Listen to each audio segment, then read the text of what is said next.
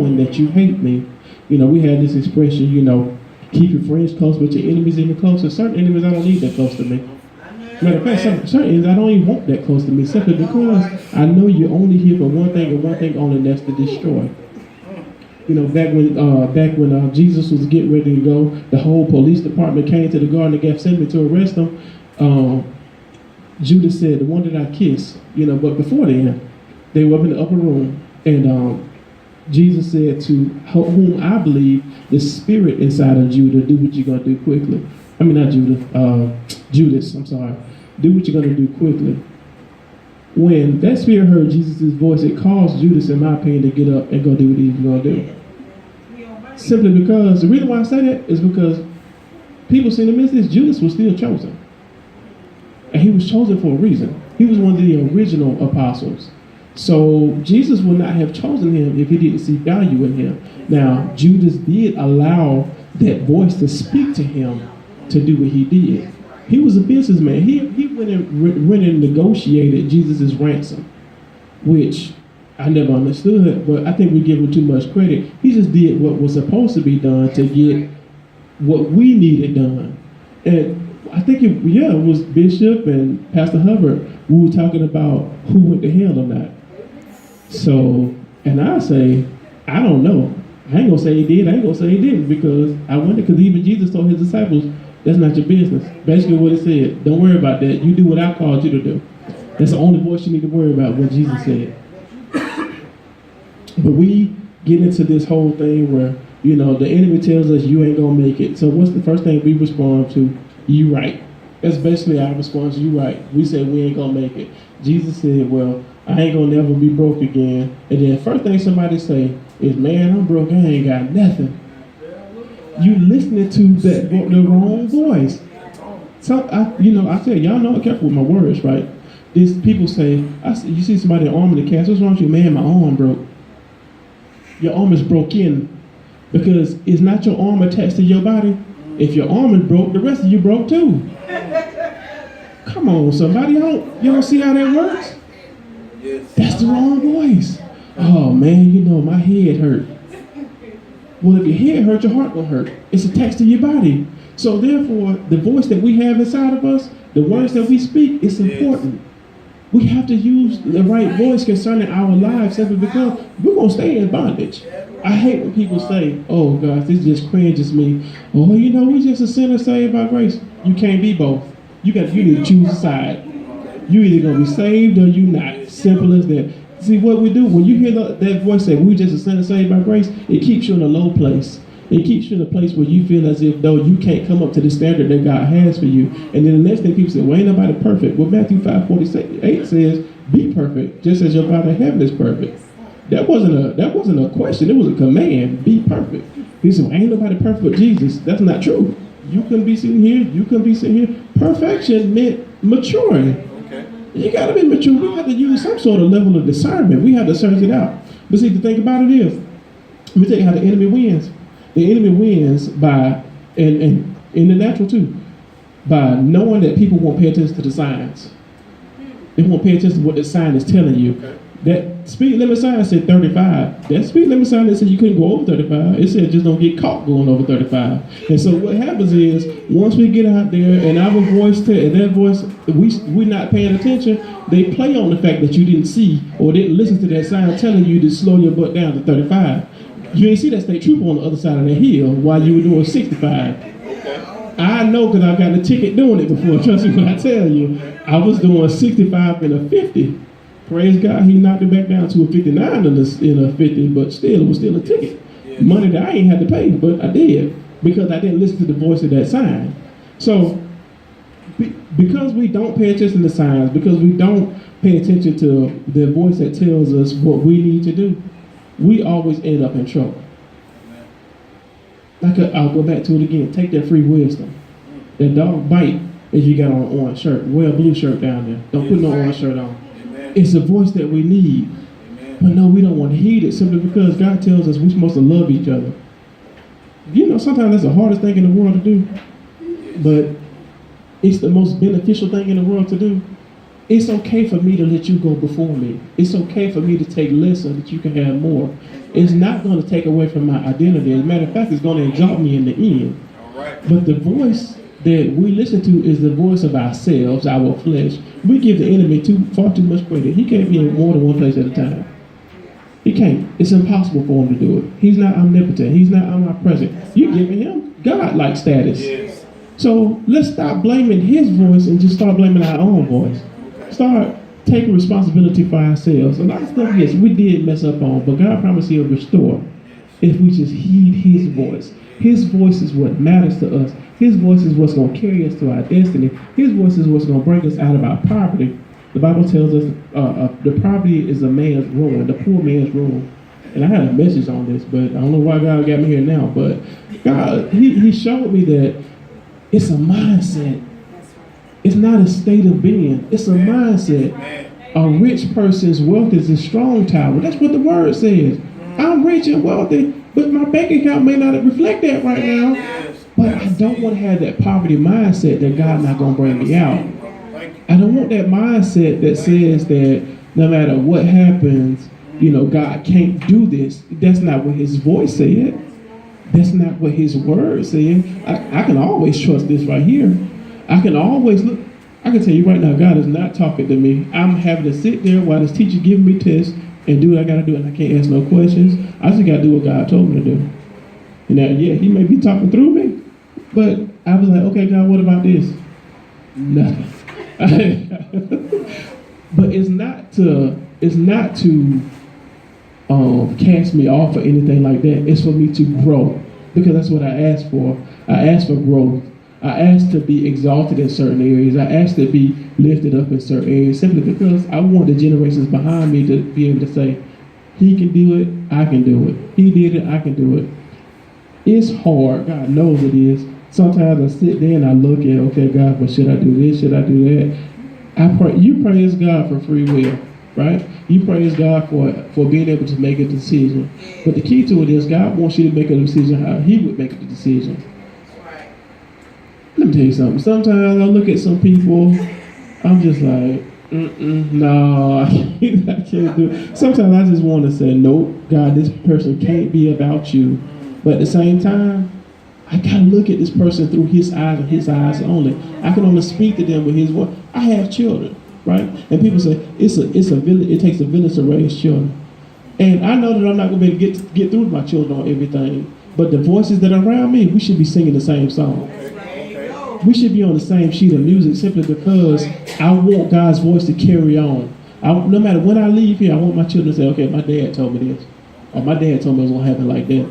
Or they can say, my uncle told me this. It has to be a trusted voice. Whenever I see young people and they walking with their head down, I say, pick your head up, young man. You can't see where you're going looking down at the ground. Now, next time they do it, hopefully they remember my voice telling them to pick their head up and minister to them that no matter what you've done, no matter what you could possibly do, God still loves you. Jesus still died for you. Pick your head up. It wasn't meant for your head to be on the ground. You can't see where you're going like this. Your pants down here. You got earbuds. You can't see where you're going. And see, people want to make it seem as if though we're trying to control or anything like that. We're not trying to control. We're just trying to tell you it's a better way.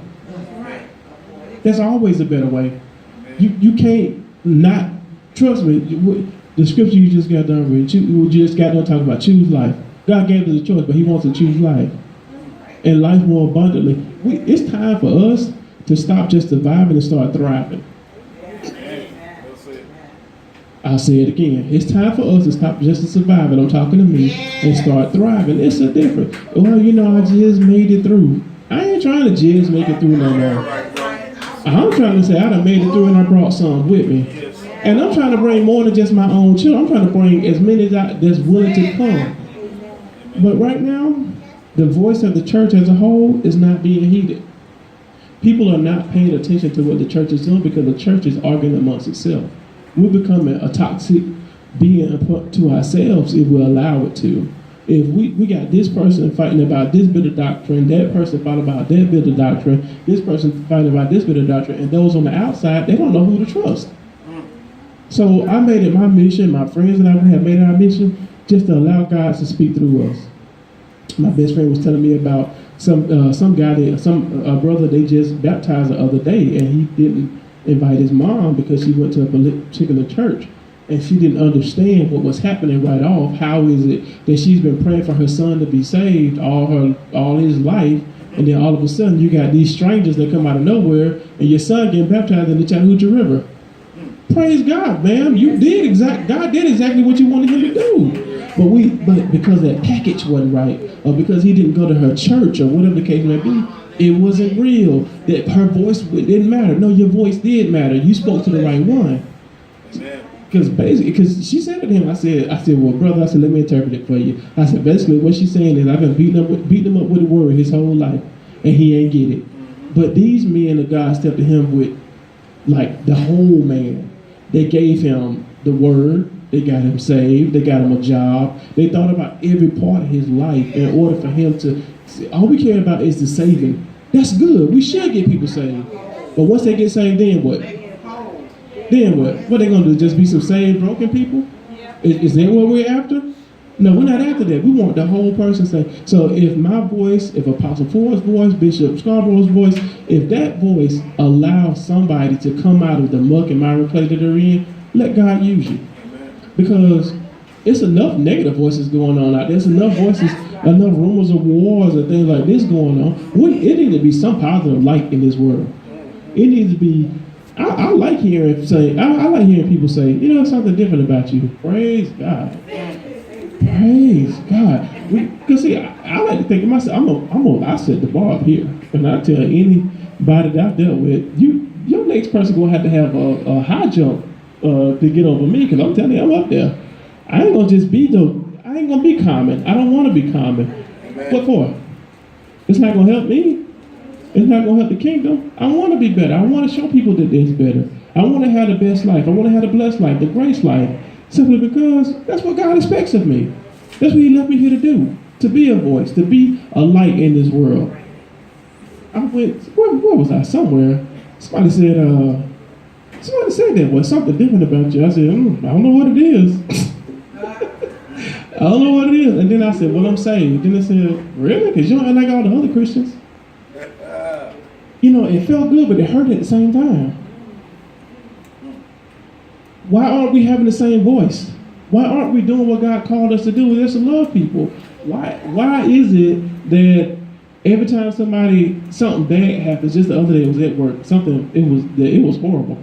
And my supervisor was like, man, we got to go. Oh, my truck broke down. That's what happened. But he was going on and on and on. I'm like, life happens. He didn't care about that. All he cared about was freight being moved. But I'm like, life is going to happen whether we want to deal with it or not. I had no control of the truck breaking down. It just did what it did. Now, thank God I was able to finish my route and things like that, but life happens. I could have responded with something negative towards him and things like that, but every day I'm constantly telling God, I need you to go before me on this job, because I know everybody ain't got the same light I got. They wear crosses. They say Jesus or God. See, the world wants God. They just don't want Jesus. Yeah, I don't see how that's going to work, though, but it won't happen. But I have to ask God to give me the right voice, to give me the right reaction to the voices also, because that's important. People treat me like crap on my route. One guy, he literally cussed me out for something that I didn't even do. And I'm like, my name is Daryl Williams. When you call my company, you make sure tell them that Daryl was here. There was nothing I could do about it. I didn't load your truck, sir. All I did was deliver your stuff. But because people have misplaced anger, they have misplaced or unhealthy expectations of things in their lives, therefore they're going to use their voice to try to tear you down or tear me down. I had to learn that years ago. They're not talking to me, Daryl. They're not talking to you. They're not mad at you. They're mad at the God inside of you. They're mad at the God that decided to exalt you when you were that foolish thing, and they didn't understand what was going on. I got family members who still don't understand. But how can God call you into ministry? I asked God the same thing, but guess what? I'm here. And I'm going to do what He told me to do. Because you know why? That's what is going to get me where it is I need for my children to go. If I don't see any other blessings that I'm supposed to have on the earth, I'm okay with it. Because they can get it. My grandchildren can get it. I'm okay with that. I know at the end of the day, God has a great life plan for me. He has a blessed life plan for me. But it's only because I trust his voice. Even when I don't hear his voice is the most important thing to me. Is almost it is better than breathing itself, because I can't live off bread alone. And I've been in the gym and trying to cut out bread, and bread is good, but God's voice is so much better. His voice is life. When I first started hearing God's voice, my life it took off. It's like a bullet train. It just took off quickly. But then I hit a bump. I hit a bump, and his voice never left. I left. I had to go back and I had to repent before God. I had to cast down all the distractions. I had to cast down all of the issues I had. I have people who are mad at God today for stuff that he didn't even do. And it's just like, own what you did. Say, God, I'm sorry. Move forward. Take responsibility. Because you know why?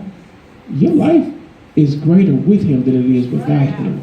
You are in a much better place by having God on your side than you can have 10,000 enemies, but and one guy, you still gonna outnumber every last one of them. I had this friend. I was like, we were talking about just. I asked her, I was like, well, what would it take for, you to trust God? And then she ran it down. I said, well, it's there. It's same girl about the voice. I was like, it's there. You just have to trust his voice. And she's like, well, I don't know his voice. I'm like, well, his voice is there. Don't ever let anything that we accomplish, no work that we do, become greater than God's voice in our lives. No matter what it is that we're going through, no matter who it is that we're dealing with, we don't ever lose ourselves. I didn't get an identity until I started recognizing God's voice. I didn't get this handsome and charismatic and loving and all this stuff until I got God's voice. I'm serious. I was a wretched mess. I could tell y'all some stories, but we got children in here. But my point is, it wasn't until God's voice, and not only his voice, his hand started guiding me and leading me even to this day. Every step I take, I know God knows about because he ordered it. Yes, even when I went down and I did this right here, he was still with me. He turned around and he walked and he went this way. No matter where I went, if I got out of God's will, it's because I stepped out.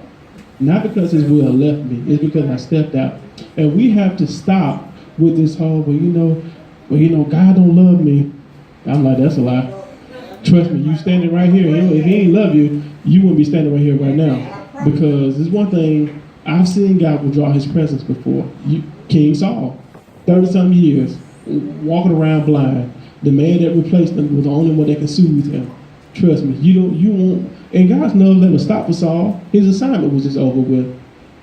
And people need to understand that. A lot of times we get to a place that our assignment is over with and we think God is not present. It's because God never stopped moving. Jesus never stopped moving.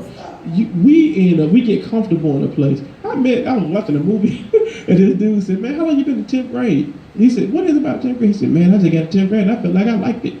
I decided to stick with it. But you're 20 years old in 10th grade though. I don't want to get complacent and stagnant. It was a movie, it was a comedy, but it was funny though. Yeah. Like, who wants to get to that place and get to just stop right there in the 10th grade? I was in the 10th grade. It wasn't that cute to me. It wasn't that fun. I'm just going to be honest with you. I wanted to get up out of there as soon as possible. We get to a point in our religious state and we just get comfortable and decide to stay there. We get to the point where we don't get forced to grow. And then when somebody comes to you with growth, it sounds like you outside of God's will. No, you outside of God's will because I'm in a place that you're not in. So therefore, I sound strange to you when God says you sound exactly like I want you to sound. It was never meant for us to. Somebody posted this morning. They said, what did church teach you growing up? And I had to think about that.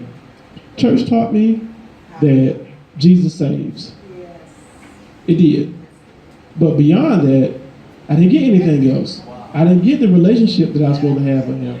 I didn't get the, he still loves me no matter what I do. I got the, if you don't do this, God gonna get you. So therefore that voice, every time I tried to step this way, that voice told me, no, you better get back in line. But it was a religious doctrine that kept me bound. I try to live my life now, and I'm honest and open and transparent with everybody. I try to live my life before my children to see them in an organic relationship with Christ, with somebody who forgives, somebody who can forgive, somebody who can be used no matter what. I discuss my downfalls. I discuss my failures. I discuss all of these simply because I don't want them growing up thinking they got to be perfect. I don't allow people to put their preacher's kid tag on them simply because I want them to have their lives. They're going to make mistakes. Hopefully, they take some of the free wisdom I gave them and use it to apply their lives. However, if they don't, they can't say they didn't get it from their dad. They can't say that they get it. It's my responsibility to teach them how to be who it is they want to be. Once they leave my presence, see, all of them, the only one right now that don't know any better is my little baby boy. But all the rest of them, they're the age of accountability. Every decision they make now, God gonna deal with them all. I did my part. I tell them right from wrong.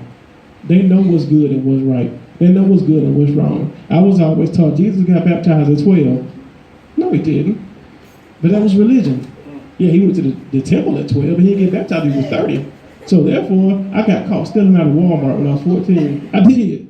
And guess what I did? They didn't even put me in a jail cell. I was a youth. I was a youth. They didn't even put me in a jail cell. They just scared me by putting handcuffs on me. Took me to the Phoenix City jail, and he was like, well, we're going to release you. And I went to court. I think they gave me like 10 hours of community service. But it scared me enough to go run to the church. And guess what I did? I got baptized. I got baptized because I wanted to get out of it. I was like, oh no, but I didn't know what I was doing. And people were like, you got to get baptized, you got to do it. I wanted to get out of it. But not knowing that, okay, you didn't have to do that. But I did it though. I'm talking about when I tell y'all I ran to the church. It happened in 1992. Christmas break, we were out high school. When I tell you I ran to the church, I wanted to be baptized because I did not want to miss hell. I didn't want to go to hell, I meant to say. I didn't want to miss God. And see, that's another thing. If we live in our lives just to avoid hell, we're missing the point. We're missing the point. That's not what being saved is about. Being saved is to share the light here and get people delivered here. Don't worry, but once you get saved, that's it. You in. Unless you decide to turn away. But I did not want to hear about hell. Even to this day, I tell people, we were in the barbershop talking, I said, y'all can't even do a bus tour about hell for me. I don't want no parts of it. You ain't got around and say, on this side we got hell. Oh no, but I'll go back this. I don't want that. Simply because and you know what? I really think hell is being separated from God, but still being able to see him. That's hell right there. Because he said it's a gulf in between us and you can't come here. So I don't want to be able to see him and can't reach out and touch and say anything to him. Forget the flames. Forget the sulfur. Forget the constant falling and the demons gnashing at you. You looking up, seeing Jesus, and you can't say nothing to him. That's hell to me, just thinking about that. I remember when I first got saved, the first thing I got when I got saved was a good night's sleep. I could not go to sleep for nothing. But when I got saved, I fell right to sleep. And every day, I used to just dream of myself walking with Jesus on those golden brick roads. And I would fall asleep instantly.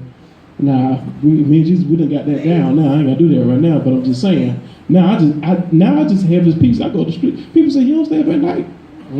I sleep in peace. I said, thank you, Lord, for this day. And I'm gone. That's it. Because that's the peace that I have with him. Yes. That's what I talk to him throughout the day. Yes. Even if it's like, oh gosh, I don't know, Lord, what is going on? And I go on with my day. I acknowledge him in everything that I do. And I acknowledge his voice. I thank God. I've been in tight places in my truck, not knowing where I was. And I heard God say, turn left. And I turned left. I'm back at the interstate.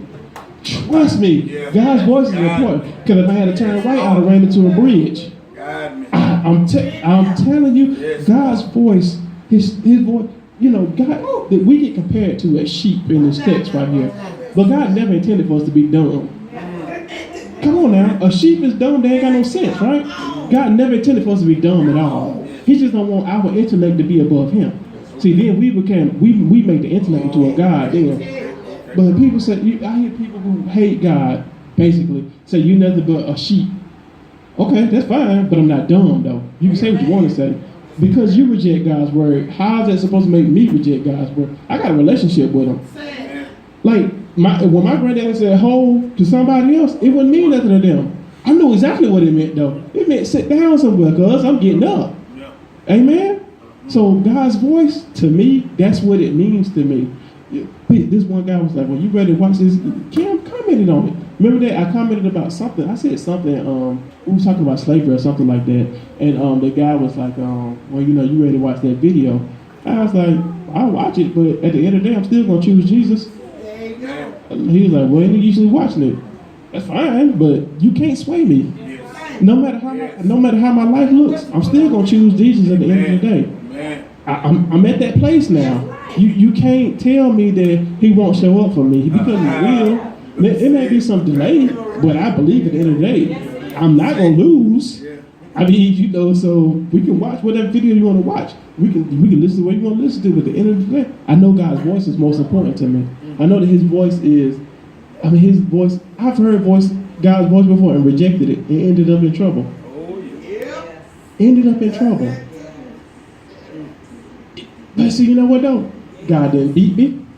He didn't withhold His love from me. He didn't do any of that stuff. But religion's voice told me that when you messed up, God can't use you no more. No, that's a lie. That's a complete lie. I listened to, some people. I'm telling you, God had to help my heart with other people's in the Christian community because I was just like, wow, okay, we're being hypocrites now, but that's neither here nor there.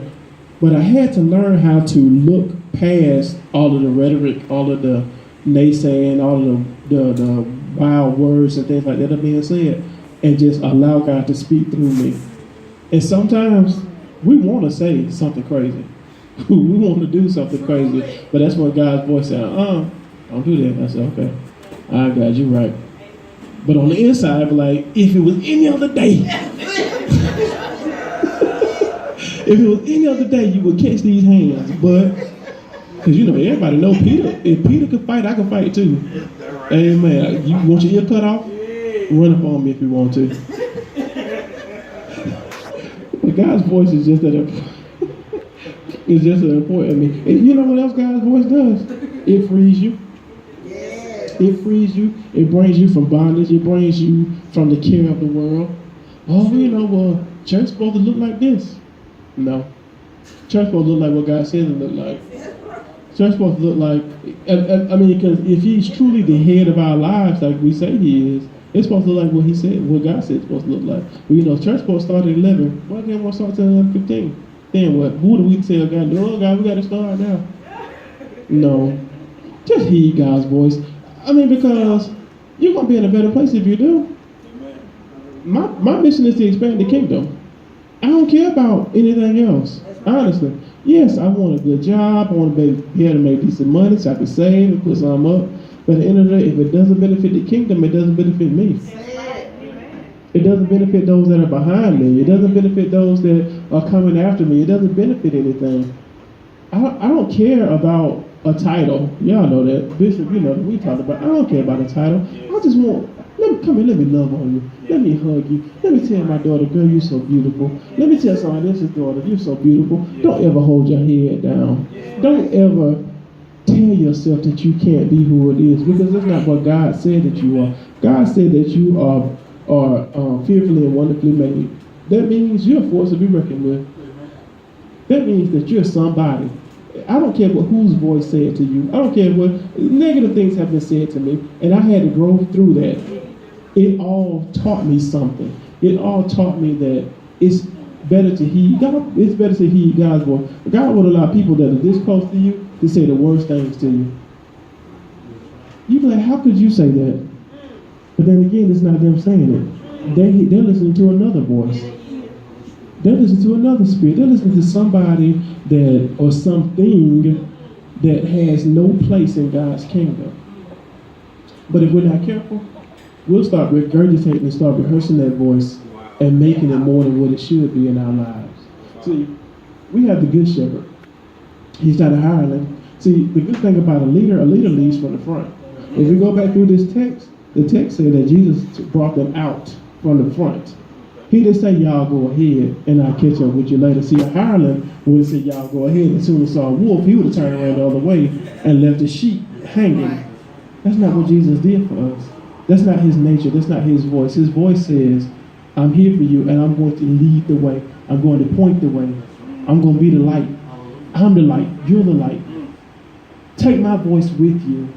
It was good that Jesus went back to heaven so we can have the Holy Spirit. He embodied the Holy Spirit. If he was still here today, we'd be lost because it'd be a long line to get to him. Come on now. Yes, he could walk on water, but do he want to walk across the Pacific Ocean? I doubt it. I'm just saying. So it was good that the voice in this earth is still relevant. It's good that the voice of God is still relevant. It's good that we may be compared to sheep, but we're not sheep. We have life. God gave us choice. And I choose to heed God's voice simply because I know that's what works for me. I know, even to this day, I still don't know everything, but I know the one who knows all. It's already written in his book. I didn't come up here with anything long, anything fancy. I just want to tell you, listen to God's voice. And use your voice to sprinkle love on these people that needs to hear God's voice. Because a lot of times we're the only God that people see. But never exalt ourselves above the one. I never understand. We can't love the creation over the creator. We can't have creation without the creator. It's impossible for you to have God without having Jesus.